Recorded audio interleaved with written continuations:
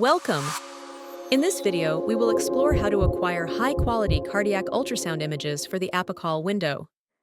We will walk through the 4 standard views that can be captured from this window and cover proper positioning, probe orientation, and the anatomical regions of interest. The apical window is located just under the left pectoral nipple, at the apex of the heart. From this window, we aim to capture 4 key views: apical 4-chamber, 5-chamber, 2-chamber, and 3-chamber. For all views, the patient should be positioned in the left lateral decubitus position, with their left arm extended behind their head. This allows the intercostal spaces to expand, facilitating the exam. As the apical area is on the side of the ribcage, you can ask the patient to roll slightly onto their back to better expose the area of interest. Ask your patient to be as close as possible to the edge of the bed. This will allow greater freedom of probe movement. Let's start with the apical 4-chamber view. Place your probe in the apical area, with the probe marker pointing toward the ground. Aim your probe toward the patient's right shoulder. The ultrasound beam should pass through the patient's chest and heart, exiting from the right shoulder. If you're ever unsure of the probe start position, on the bottom right of the interface, heart focus indicates on a model where to position the probe on the patient's chest. In the resulting image, you will see 4 cavities: the left ventricle, the right ventricle, the left atrium, and the right atrium. The mitral valve and tricuspid valve are also visible. On the 3D representation, we can see that the ultrasound beam slices the heart along its long axis, from the apex upward. It reveals in the image the left ventricle, the left atrium, the right ventricle, and the right atrium. Next is the apical 5-chamber view. The patient remains in the same position. From the apical 4-chamber view, tilt the probe slightly downward. As you do, a 5th structure, the aortic valve, comes into view, completing the 5-chamber image. This view includes all the structures seen in the 4-chamber view: left ventricle, left atrium, and right atrium, plus the aortic valve, typically located in the center of the image. On this 3D representation, we can see that the ultrasound beam is now slicing the heart slightly higher, while maintaining the same axis.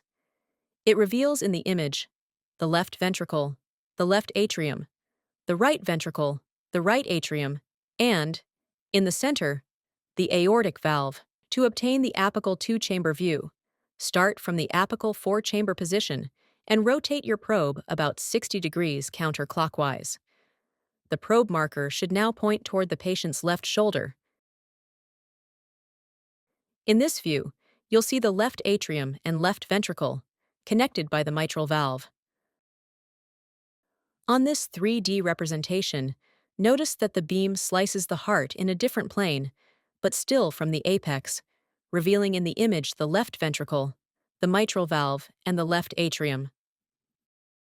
The final apical view is the apical 3-chamber view.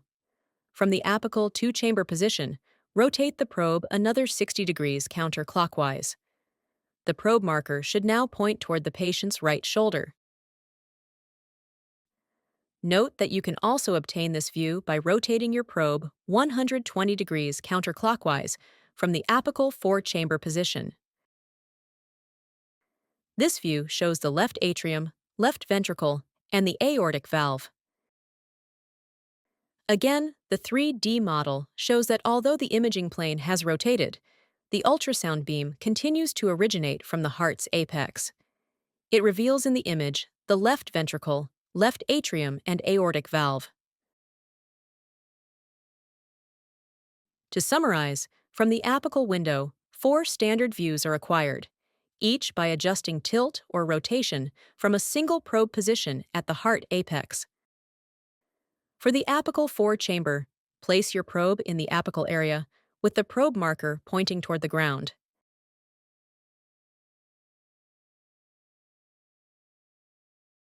Then, tilt the probe downward to obtain the apical 5-chamber.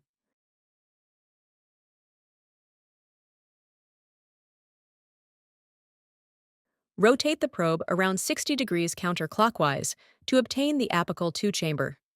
The probe marker should point toward the patient's left shoulder.